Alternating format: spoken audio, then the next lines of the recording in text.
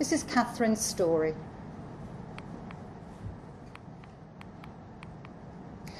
Catherine was admitted to NGH after taking an overdose of 24 paracetamol, 8 ibuprofen, 3 Nitol, and her father's antidepressant tablets. We think 15 were missing from his cupboard. Basically, she'd emptied the medicine cabinet at home. That's what she'd done.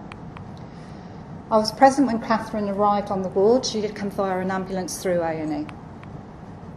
She was in secondary school. She looked ever so thin. That's what I remember. I remember this black hair, little pinched face, very pale, very nicely dressed, quite a nice middle-class family.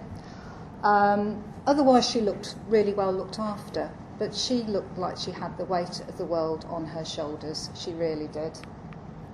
Her older brother and her father and her stepmother accompanied her into hospital. And what's great about a children's ward is they stayed the whole time with her. They didn't have to go home.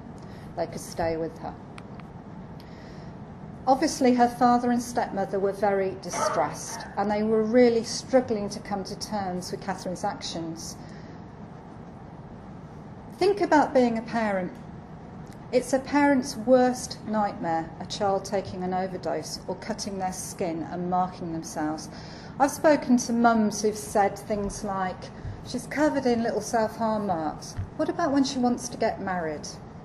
Yeah? And it's those sorts of things that families think about. What if the neighbours find out? There's a huge stigma around self-harm. We must be really bad parents. We must be, because we didn't know what was going on. But think back to when you were a teenager. How much did you tell your parents what was going on? Yeah? I didn't tell my parents an awful lot. Okay.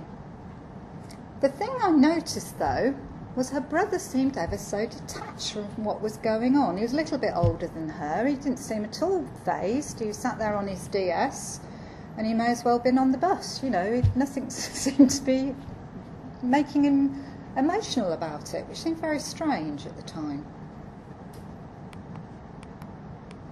So Catherine had her paracetamol levels looked at. They were high. Then she had a Parvalex drip, and she stayed in overnight.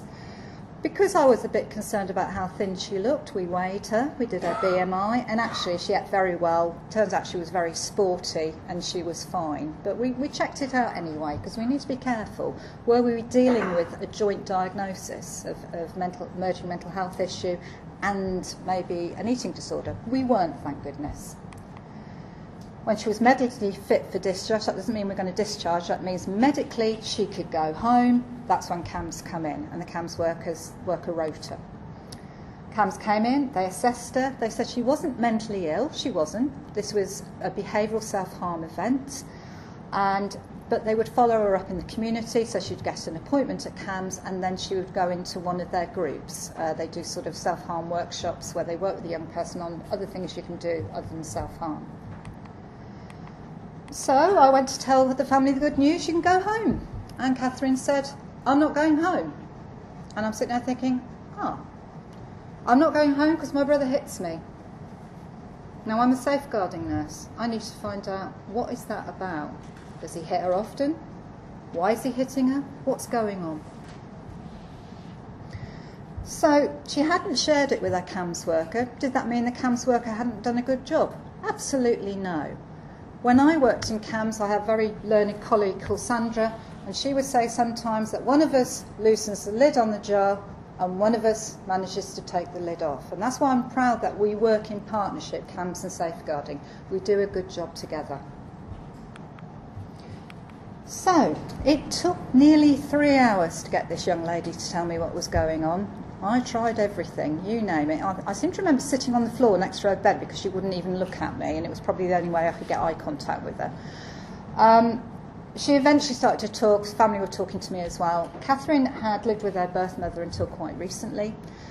Birth mother had significant mental health problems. There had been a child protection conference, and Catherine and her brother had been removed from mother's care and placed with dad. I mean, that much the CAMHS worker had got out from her. That had all come out.